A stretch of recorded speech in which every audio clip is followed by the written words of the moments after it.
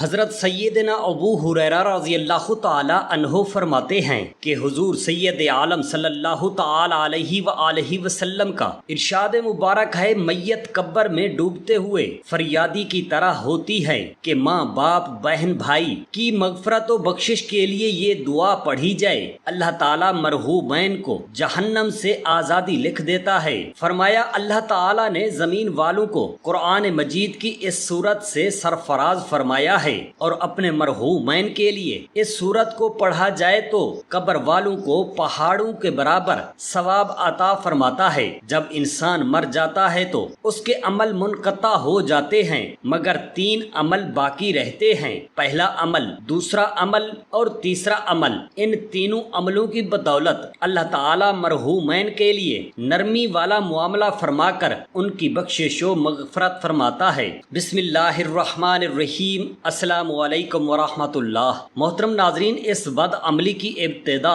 کس طرح ہوئی اس کے حوالے سے صاحب روح البیان تحریر فرماتے ہیں کہ شہر سدوم جہاں قوم لوط آباد تھی، اس کی بستیاں بہت آباد اور نہایت سبز و شاداب تھیں، اور وہاں طرح طرح کے اناج اور قسم قسم کے پھل اور میوے بکثرت پیدا ہوتے تھے۔ شہر کی خوشحالی کی وجہ سے اکثر جا بجا کے لوگ مہمان بن کر ان آبادیوں میں آیا کرتے تھے، اور شہر کے لوگوں کو ان مہمانوں کی مہمان نوازی کا بار بار مہمان نوازی اٹھانا پڑتا تھا۔ اس لیے اس شہر کے لوگ مہمانوں کی آمد سے بہت ہی کبیدہ خاطر اور تنگ ہو چکے تھے، مگر مہمانوں کو روکنے اور بھگانے کی کوئی صورت نظر نہیں آ رہی تھی۔ اس ماحول میں ابلیس لعین ایک بوڑھے کی صورت میں نمودار ہوا اور ان لوگوں سے کہنے لگا کہ اگر تم لوگ مہمانوں کی آمد سے نجات چاہتے ہو تو اس کی یہ تدبیر ہے کہ جب بھی کوئی مہمان تمہاری بستی میں آ جائے تو تم لوگ زبردستی اس کے ساتھ بدفعلی کرو۔ چنانچہ سب سے پہلے ابلیس خود ایک خوبصورت لڑکے کی شکل میں مہمان بن کر اس بستی میں داخل ہوا اور ان لوگوں سے خوب بدفعلی کرائی۔ اس طرح یہ فعل بد ان لوگوں نے شیطان سے سیکھا۔ پھر رفتہ رفتہ اس برے کام کے یہ لوگ اس قدر عادی بن گئے کہ عورتوں کو چھوڑ کر مردوں سے ہی اپنی شہوت پوری کرنے لگے۔ اس وقت اس قوم کے پیغمبر حضرت لوط علیہ السلام تھے۔ انہوں نے جب اپنی قوم میں اس بدفعلی کو پھیلتے ہوئے دیکھا تو انہیں اس فعل بد سے منع فرمایا اور انہیں نصیحت فرمائی، جیسا کہ قرآن عظیم میں ارشاد ہوا، اور ہم نے لوط علیہ السلام کو بھیجا جب اس نے اپنی قوم سے کہا، کیا وہ بے حیائی کرتے ہو جو تم سے پہلے جہاں میں کسی نے نہ کی؟ تم تو مردوں کے پاس شہوت سے جاتے ہو عورتیں چھوڑ کر، بلکہ تم لوگ حد سے گزر گئے، مگر وہ لوگ شیطان کے دام فریب میں اس طرح پھنس چکے تھے کہ اللہ تعالیٰ کے سچے پیغمبر حضرت لوط علیہ السلام کی بات نہ مانی اور اس بھیانک جرم میں مبتلا رہے اور نہایت ہی بے باکی سے اس فعل بد کو کرتے رہے۔ جب ان کی بے باکی حد سے تجاوز کر گئی تو اللہ تبارک و تعالیٰ نے ان کی گرفت فرمائی اور ان کی بستی کو تہس نہس کرنے کے لیے حضرت جبرائیل علیہ السلام کے ساتھ چند فرشتوں کو اس بستی میں بھیجا۔ حضرت جبرائیل امین علیہ السلام ان فرشتوں کو ہمراہ لے کر حضرت لوط علیہ السلام کے گھر میں مہمان بن کر حاضر ہوئے۔ یہ سب فرشتے بہت ہی حسین و جمیل لڑکوں کی شکل میں تھے۔ ان حسین مہمانوں کے حسن و جمال کو دیکھ کر قوم لوط کو بدکاری کا خیال آیا۔ اس ارادہ سے انہوں نے حضرت لوط علیہ السلام کے گھر کا محاصرہ کر لیا اور آپ کے گھر کی دیوار پر چڑھنے لگے۔ اپنی قوم کی اس وحشیانہ کیفیت کو دیکھ کر حضرت لوط علیہ السلام کو اپنے مہمانوں کی بے عزتی اور مہمانوں کے سامنے اپنی رسوائی کا اندیشہ ہوا، جس کے سبب آپ رنجیدہ ہو گئے۔ یہ منظر دیکھ کر حضرت جبرائیل امین علیہ السلام نے فرمایا، اے اللہ کے نبی، آپ بالکل فکر نہ کریں، ہم لوگ اللہ تعالیٰ کے بھیجے ہوئے فرشتے ہیں جو ان بدکاروں پر عذاب لے کر اترے ہیں۔ حضرت لوط علیہ السلام اپنے گھر والوں اور مومنین کو ہمراہ لے کر دوسرے شہر کو روانہ ہو گئے۔ یہاں حضرت جبرائیل امین علیہ السلام اس شہر کی 5 بستیاں اپنے پر میں اٹھا کر آسمان کی طرف بلند ہوئے اور کچھ اوپر جا کر ان بستیوں کو الٹ دیا، اور یہ آبادیاں زمین پر گر کر چکنا چور ہو کر زمین پر بکھر گئیں۔ پھر کنکر کے پتھروں کا میںہ برسا اور اس زور کی سنگ باری ہوئی ہوئی کہ قوم لوط کے تمام لوگ مر گئے۔ قوم لوط کے عذاب کا ذکر کرتے ہوئے قرآن مجید میں ارشاد ہوا، ترجمہ، اور ہم نے ان پر پتھروں کا ایک میںہ برسایا تو دیکھو کیا انجام ہوا مجرموں کا۔ اللہ تبارک و تعالی نے انسان کی تخلیق فرمائی اور اس میں شہوت کا مادہ رکھا،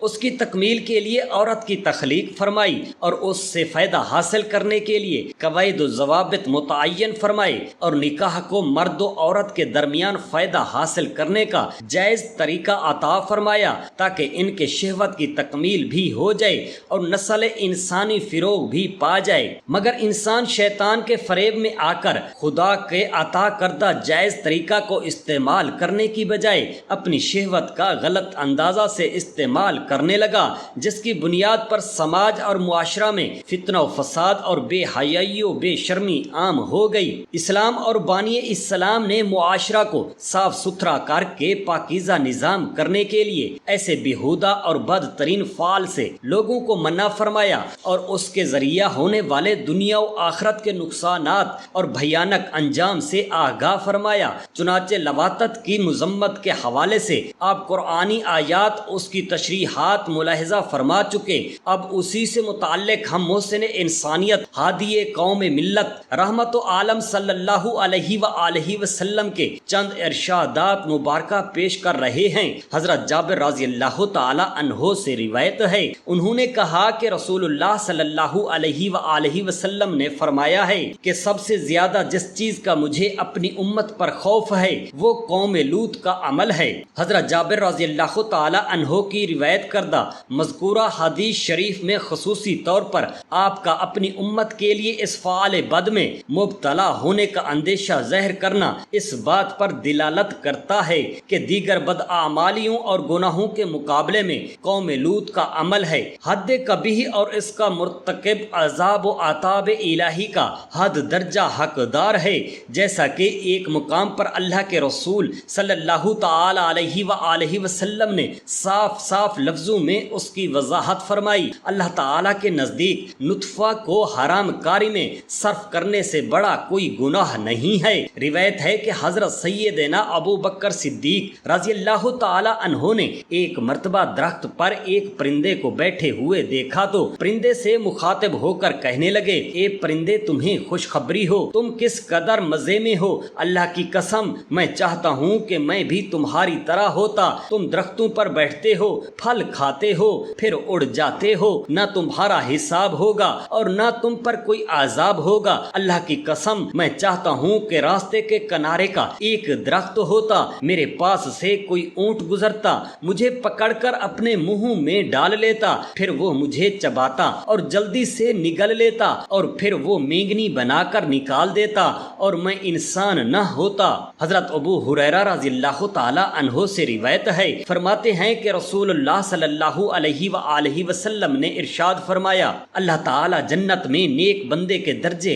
بلند فرمائے گا تو بندہ عرض کرے گا، اے مولا مجھے یہ بلند درجہ کہاں سے ملا ہے؟ اللہ تعالی فرمائے گا، تیرے بچے کی دعائے مغفرت سے قیامت کے دن پہاڑوں جیسی نیکیاں انسان کے نامہ اعمال میں شامل کر دی جائیں گی۔ تو وہ کہے گا کہ یہ کہاں سے آئی ہیں؟ تو فرمایا جائے گا کہ یہ تمہاری اولاد کے استغفار کے سبب ہے جو انہوں نے تمہارے لیے کیا۔ اللہ تبارک و تعالی نے حضرت سلیمان علیہ السلام کو وحی فرمائی کہ سمندر کے کنارے جائیے اور ہماری قدرت کا نظارہ کیجیے۔ آپ علیہ السلام اپنے لشکر کے ہمراہ تشریف لے گئے مگر کوئی ایسی چیز نظر نہ آئی، چنانچہ ایک جن کو حکم دیا کہ سمندر میں غوطہ لگا کر اندر کی خبر لاؤ۔ اس نے غوطہ لگانے کے بعد واپس آ کر عرض کی، میں نے تہ تک نہیں پہنچ سکا اور نہ ہی کوئی شے نظر آئی۔ آپ علیہ السلام نے اس سے بڑے طاقتور جن کو حکم دیا، اس نے پہلے جن کے مقابلے میں دگنی گہرائی تک غوطہ لگایا مگر وہ بھی کوئی خبر نہ لا سکا۔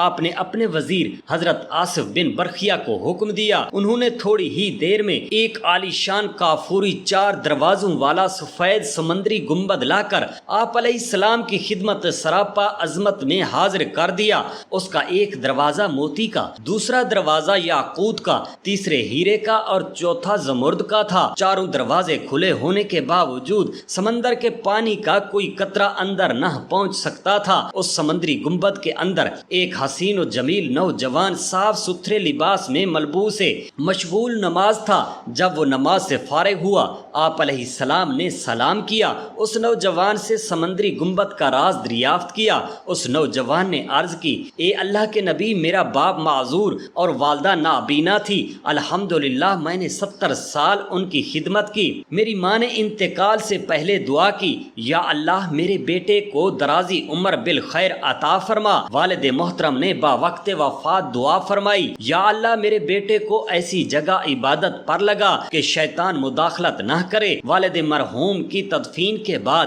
جب میں ساحل سمندر پر آیا تو مجھے یہ سمندری گنبد نظر آیا۔ میں اس کے اندر داخل ہو گیا، اتنے میں ایک اللہ کا فرشتہ آیا اور اس نے اس گنبد کو سمندر کی تہ میں اتار دیا۔ حضرت سلیمان علیہ السلام کے پوچھنے پر اس نے عرض کی، میں حضرت ابراہیم علیہ السلام کے مقدس دور میں یہاں آیا ہوں۔ حضرت سلیمان علیہ السلام نے جان لیا کہ اس کو 2000 سال اس سمندری گنبد میں گزر چکے ہیں، مگر اب تک جوان ہے، اس کا ایک بال بھی سفید نہ ہوا تھا۔ غذا کے متعلق اس نے بتایا، روزانہ ایک سبز پرندہ اپنی چونچ میں کوئی پہلی چیز لاتا ہے، میں اسے کھا لیتا ہوں، اس میں دنیا کی تمام نعمتوں کی لذت موجود ہوتی ہے، اس سے میری بھوک اور پیاس مٹ جاتی ہے۔ اس کے علاوہ الحمدللہ گرمی، سردی، نیند، سستی، غنودگی، گھبراہٹ و خوف، یہ تمام چیزیں مجھ سے دور رہتی ہیں۔ اس کے بعد اس نوجوان کی خواہش پر حضرت سلیمان علیہ السلام کا حکم پا کر حضرت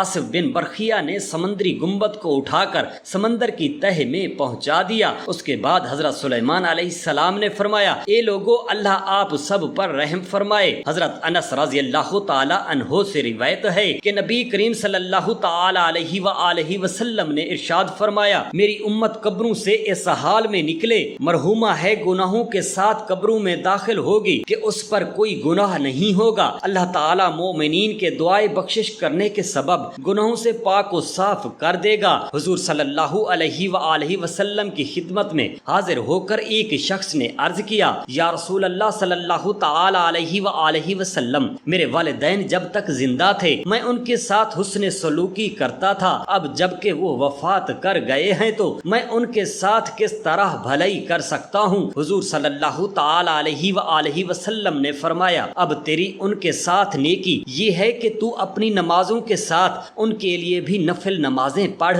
اور اپنے روزوں کے ساتھ ان کے لیے بھی نفل روزے رکھ۔ حضرت عبداللہ بن عمر رضی اللہ تعالی عنہ فرماتے ہیں کہ نبی کریم صلی اللہ تعالی علیہ وآلہ وسلم نے فرمایا، جو شخص والدین کی وفات کے بعد ان کی جانب سے حج کرے، اللہ تبارک و تعالی اس کے لیے جہنم سے آزادی لکھ دیتا ہے اور اس کو حج کامل کا ثواب عطا فرماتا ہے اور اس کے والدین کے ثواب میں بھی کوئی کمی نہیں ہوتی۔ حضرت انس رضی اللہ تعالی عنہ فرماتے ہیں کہ رسول اعظم صلی اللہ تعالی علیہ وآلہ وسلم نے ارشاد فرمایا، جو قبرستان میں جائے اور سورہ یاسین پڑھے تو اللہ تبارک و تعالی تمام قبر والوں کے عذاب میں تخفیف فرما دیتا ہے اور اس پڑھنے والے کو ان کے تعداد کے مطابق نیکیاں عطا فرماتا ہے۔ حضرت مالک بن دینار رحمۃ اللہ علیہ فرماتے ہیں کہ میں جمعہ کی رات کو قبرستان میں گیا، میں نے دیکھا کہ وہاں نور چمک رہا ہے، میں نے خیال کیا کہ اللہ تعالی نے قبرستان والوں کو بخش دیا ہے۔ غیب سے آواز آئی، اے مالک بن دینار، یہ مسلمانوں کا تحفہ ہے جو انہوں نے قبر والوں کو بھیجا ہے۔ میں نے کہا، تمہیں خدا کی قسم مجھے بتلاؤ مسلمانوں نے کیا تحفہ بھیجا ہے؟ اس نے کہا، ایک مومن مرد نے اس رات قبرستان میں قیام کیا تو اس نے وضو کر کے 2 رکعتیں پڑھی اور 2 رکعتوں میں سورہ فاتحہ کے بعد پہلی رکعت میں قل یا ایھا الکافرون اور دوسری رکعت میں قل ھو اللہ احد کو پڑھا اور کہا، اے اللہ، ان 2 رکعتوں کا ثواب میں نے ان تمام قبر والے اہل ایمان کو بخشا ہے، پس اس کی وجہ سے اللہ تعالی نے ہم پر یہ روشنی اور نور بھیجا ہے اور ہماری قبروں میں کشادگی و فرحت پیدا فرما دی ہے۔ حضرت مالک بن دینار فرماتے ہیں، اس کے بعد میں ہمیشہ 2 رکعتیں پڑھ کر ہر جمعرات میں اہل ایمان کو بخشا۔ ایک رات میں نے نبی کریم صلی اللہ تعالی علیہ وآلہ وسلم کو خواب میں دیکھا، آپ نے فرمایا، اے مالک بن دینار، بے شک اللہ تعالی نے تجھے بخش دیا جتنی مرتبہ تو نے میری امت کو نور کا ہدیہ بھیجا ہے، اتنا ہی اللہ تعالی نے تیرے لیے ثواب لکھا ہے۔ اللہ تعالی نے تیرے لیے جنت میں ایک مکان بنایا ہے جس کا نام غیف ہے۔ میں نے عرض کیا، یا غیف کیا ہے؟ فرمایا جس پر اہل جنت بھی جھانکیں۔ حضرت سیدنا ابو ہریرہ رضی اللہ تعالی عنہ فرماتے ہیں کہ حضور سید عالم صلی اللہ تعالی علیہ وآلہ وسلم کا ارشاد ہے، جب انسان مر جاتا ہے تو اس کے عمل منقطع ہو جاتے ہیں مگر 3 عمل، صدقہ جاریہ اور وہ علم جس سے نفع حاصل کیا جائے، اور صالح بیٹا جو اس کے لیے دعا مانگتا رہے، تو اس کی صدقات و خیرات اور دعا کی بدولت اللہ تعالیٰ ان کے والدین کی بخشش اور مغفرت فرما کر جنت عطا فرماتا ہے۔ حضرت عبداللہ بن عباس رضی اللہ تعالی عنہ بیان فرماتے ہیں کہ حضور اقدس صلی اللہ تعالی علیہ وآلہ وسلم نے ارشاد فرمایا، میت قبر میں ڈوبتے ہوئے فریادی کی طرح ہوتی ہے کہ ماں باپ بھائی یا دوست کی دعائے خیر کے پہنچنے کی منتظر رہتی ہے، پھر جب اسے دعا پہنچتی ہے